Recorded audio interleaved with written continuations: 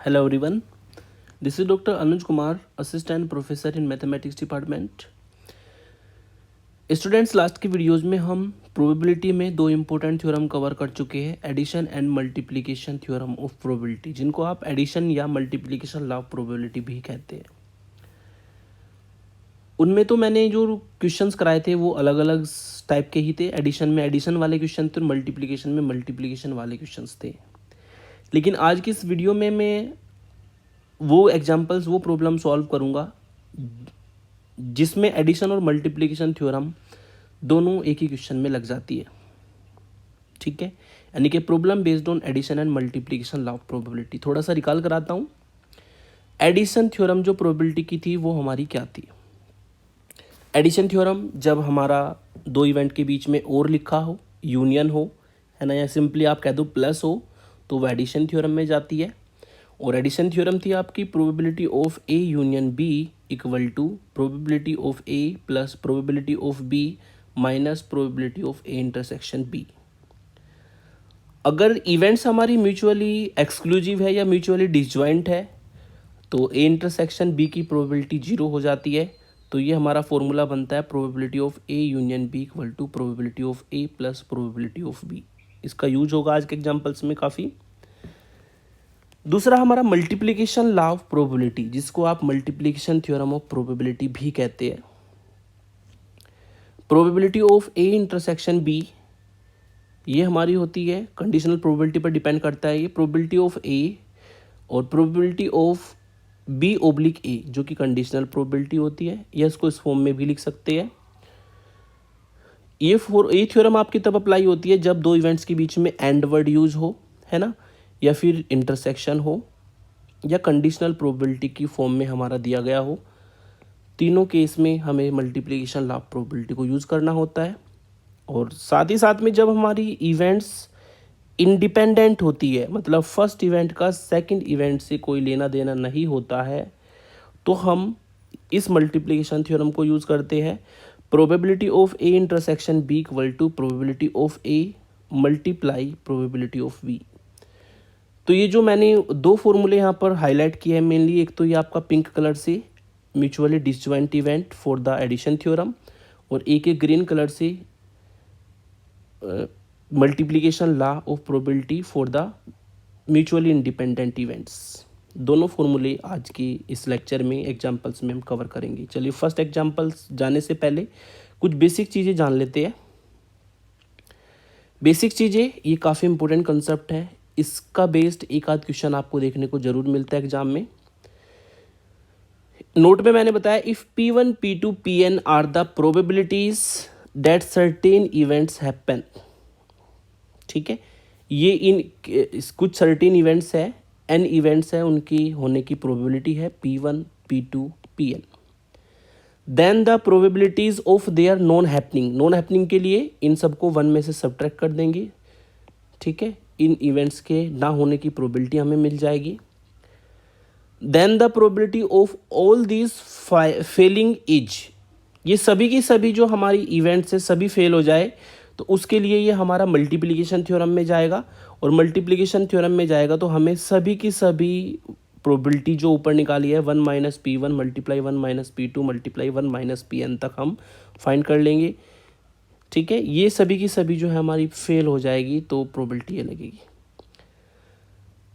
और साथ ही साथ में and hence in which at least one of this event must happen, कम से कम एक इवेंट इसमें से हैपन हो, तो हम क्या करेंगे उसके लिए, ये जो हमने ऊपर निकाला है सभी के फेल होने की प्रोबेबिलिटी, उसको 1 में से सब्ट्रैक्ट कर देंगे और 1 में से सब्ट्रैक्ट करके किसी एक के होने की प्रोबेबिलिटी भी आपको फाइंड हो जाएगी। इस कंसेप्ट को अप्लाई करते हैं दो एग्जाम्पल में, एग्जाम्पल से ज़्यादा क्लियर होगा। जैसे कि फर्स्ट इंपॉर्टेंट एग्जाम्पल है आपका a problem of mathematics is given to 3 students. एक मैथमेटिक्स की प्रॉब्लम है जो 3 स्टूडेंट्स को गिवन है। Whose chances of solving it are 1/2, 1/3, 1/4। यानी कि इस प्रॉब्लम को 3 स्टूडेंट ABC के द्वारा सॉल्व होने के लिए जो प्रोबेबिलिटी गिवन है वो 1/2, 1/3, 1/4 ये हमें गिवन है।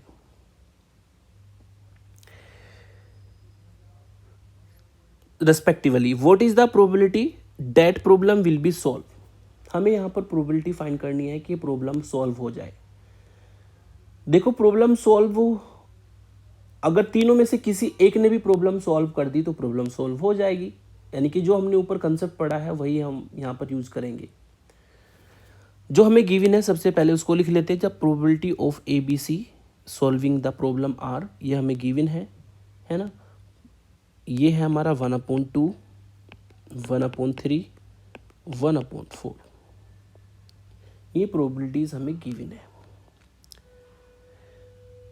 The probability of A B C not solving the problem, अगर वे प्रॉब्लम को नहीं सॉल्व कर पा रहे हैं तो इनको 1 में से सब्ट्रैक्ट कर देते हैं। 1 - 1/2, 1 - 1/3, 1 - 1/4,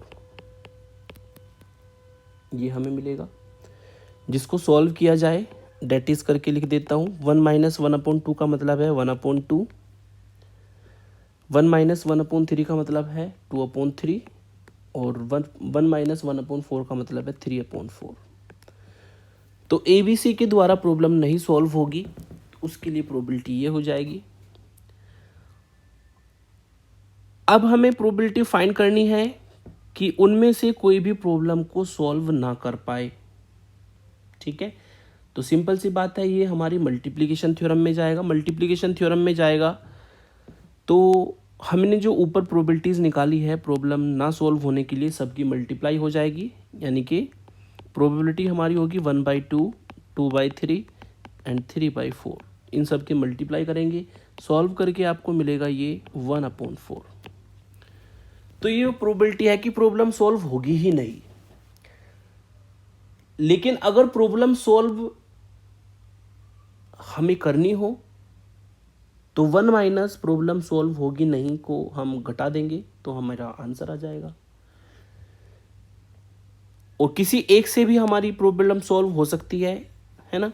तो इसलिए हमने जो प्रॉब्लम को सॉल्व ना होने के लिए प्रोबेबिलिटी निकाली है उसको 1 में से सब्ट्रैक्ट करेंगे तो प्रॉब्लम किसी एक के द्वारा इजीली सॉल्व हो जाएगी। Hence the probability that the problem is solve by at least one of them is 1 minus जो ऊपर प्रोबेबिलिटी निकाली है 1/4, ये सब्ट्रैक्ट करेंगे तो फाइनल आंसर होगा 3/4।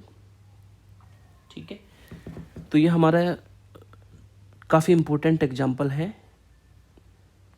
दूसरा एग्जाम्पल, ये काफ़ी इंपॉर्टेंट है एग्जाम्पल दूसरा, ये एग्जाम में भी आ चुका है, AKTU में 2012 में भी आया है, पहले हमारा 2014 में भी आया है। A candidate is called for an interview by 3 companies. एक कैंडिडेट है जो 3 कंपनीज के द्वारा कॉल की गई इसको इंटरव्यू के लिए। For the first company there are 12 candidates and for the second there are 15 candidates and for the third there are 10 candidates। ठीक है, what are the chances of his getting at least one of the companies। हमें वो probability find करनी है कि किसी एक company में उसका सिलेक्शन हो जाए। ठीक है, अब सबसे पहले हम फाइंड करते हैं the probability of selecting the candidates by first company. First company में टोटल 12 कैंडिडेट इंटरव्यू के लिए आए थे, उसमें से अगर इसका सिलेक्शन होता है तो प्रोबेबिलिटी हमारी होगी 1/12। फिर दूसरी कंपनी में टोटल कैंडिडेट्स हमारे आए थे 15 में से अगर इसका सिलेक्शन होता है the probability of selecting the candidate by second company is 1/15।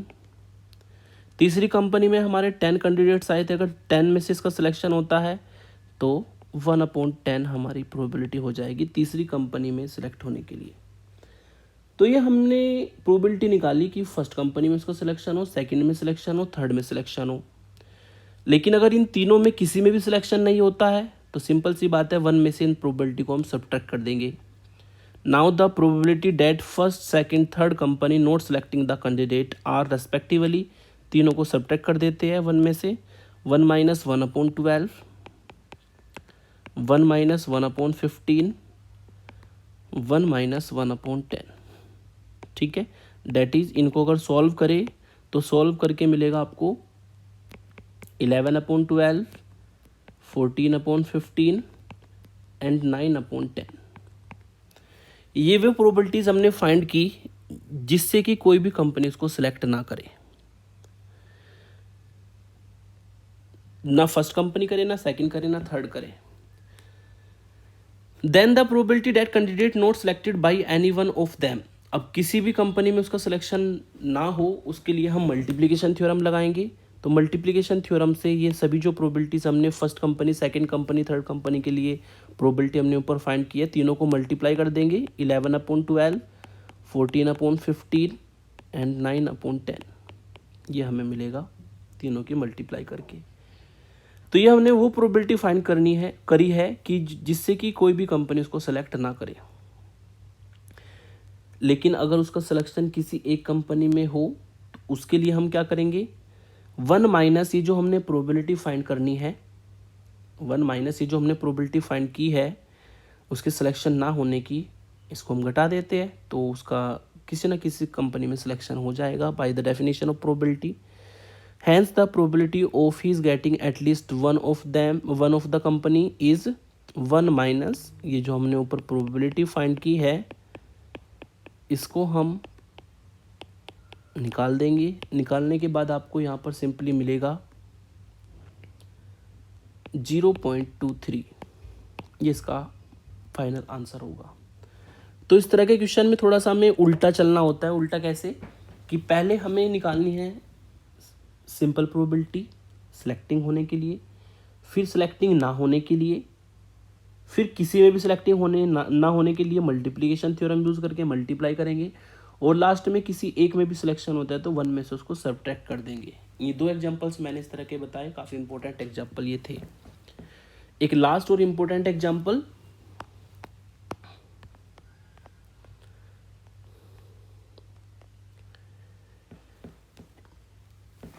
Example 3, A can hit A target 4 times in 5 shoots।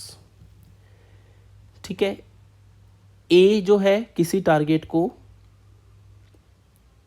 5 shoots में 4 बार हिट करता है, B 3 times in 4 shoots, 4 shoots में 3 बार हिट करता है B, C twice in a 3 shoot, और C जो है 2 बार हिट करता है 3 शूट में। दे फायर ए वोली, वो किसी वोली को फायर करते हैं। What is the probability that at least 2 shoots hit. हमें वो प्रोबेबिलिटी फाइंड करनी है जिससे कि कम से कम 2 शूट तो हिट हो। तो हमने यहां पर इवेंट का नाम दिया कि जो ए के द्वारा टारगेट हिट होता है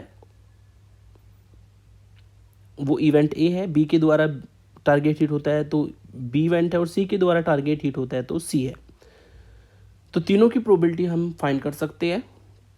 probability of A hitting the target, A जो है वो 5 शूट्स में 4 बार हिट करता है तो 4/5 प्रोबेबिलिटी हो जाएगी। बी 4 शूट में 3 बार हिट करता है तो 3/4 प्रोबेबिलिटी हो जाएगी। सी जो है वो 3 शूट में 2 बार करता है तो 2/3 प्रोबेबिलिटी हो जाएगी। What is the probability that at least 2 shoots hit। अब यहाँ पर 2 शूट्स हिट करे उसकी प्रोबेबिलिटी हमें फाइंड करनी है, कम से कम 2 शूट हिट करे। एटलीस्ट वर्ड यूज है तो सिंपल सी बात है, एडिशन थ्योरम में बाद में जाने वाला है क्वेश्चन, है ना। और यहाँ पर जो एडिशन थ्योरम लगेगी क्योंकि तीन हीटर है टारगेट करने के लिए, और हमें यहाँ पर चाहिए कम से कम 2 शूट हिट हो। तो पहला केस यहाँ पर वो हो सकता है कि तीनों के तीनों ही टारगेट हिट कर जाए। दूसरा केस ऐसा हो सकता है कि ए बी हिट करे सी से ना हो। तीसरा हो सकता है ए सी हिट करे बी से ना हो। चौथा हो सकता है बी सी हिट करे ए से ना हो। तो 4 पॉसिबल केस यहाँ पर बन सकते हैं 2 हिटिंग के लिए। फिर लास्ट में हम एडिशन थ्योरम लगा देंगे, और एडिशन थ्योरम लगा करके यहाँ पर इसका आंसर मिल जाएगा आपको।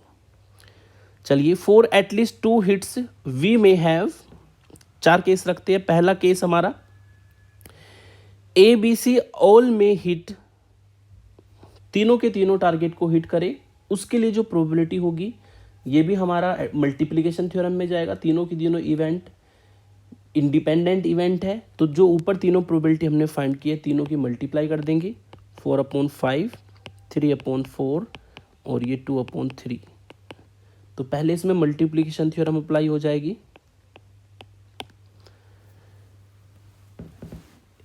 फिर दूसरा केस कि ए बी हिट करे लेकिन सी मिस करे, है ना। ए बी हिट करने की प्रोबेबिलिटी जो हमें दी है उसको मल्टीप्लाई कर देंगे। ए की प्रोबेबिलिटी 4/5, बी की प्रोबेबिलिटी 3/4, लेकिन सी हिट ना करे तो सी के लिए हम क्या करेंगे, जो प्रोबेबिलिटी हमने फाइंड करी थी उसको 1 में से सब्ट्रैक्ट कर देंगे और ये भी मल्टीप्लिकेशन थ्योरम में जाएगा। सॉल्व करके आपको मिलेगा 4/5, 3/4, 1/3, आफ्टर सॉल्विंग 12/60 मिलेगा। फिर ए से हिट करे बी मिस कर जाए, तो ए के लिए जो प्रोबेबिलिटी थी वो 4/5 थी, बी मिस करेगा तो 1 माइनस जो प्रोबेबिलिटी निकाली थी उसको 1 में से सब्ट्रैक्ट करेंगे और सी के लिए 2/3 थी। सॉल्व करके आपको 4/5, 1/4, 2/3 मिलेगा, यानी कि 8/60। ये भी हमारा मल्टीप्लिकेशन थ्योरम में जाएगा। ये इंडिपेंडेंट इवेंट है इसलिए मल्टीप्लाई सिंपली हो जाएगी। लास्ट है बी सी हिट करे लेकिन ए मिस करे। ए मिस करेगा तो 1 माइनस प्रोबेबिलिटी हम सब्ट्रैक्ट कर देंगे जो हमने ऊपर निकाली थी। बी के लिए 3/4 है प्रोबेबिलिटी और सी के लिए 2/3।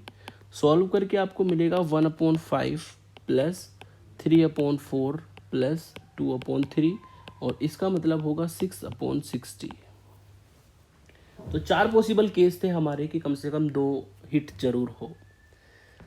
तो एटलीस्ट के लिए हम क्या करेंगे, एटलीस्ट के लिए अब हम एडिशन थ्योरम लगाएंगे। एडिशन थ्योरम में जो 4 केसेस की प्रोबेबिलिटी हमने निकाली है, चूंकि ये म्यूचुअली इंडिपेंडेंट इवेंट भी है, ठीक है, ये चारों के चारों केसेस जो है म्यूचुअली इंडिपेंडेंट इवेंट बनेंगी, तो एडिशन थ्योरम यहाँ पर हमारी अप्लाई होगी।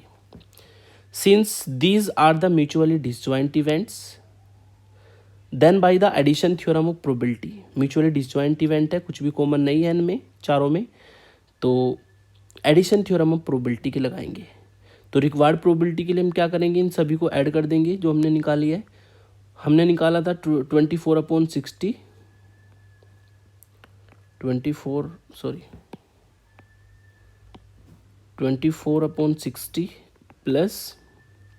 12/60 प्लस 8/60, 6/60, ये हमें मिलेगा। अगर एलसीएम ले तो 60 एलसीएम आएगा, ऊपर जोड़ करके हमें मिलेगा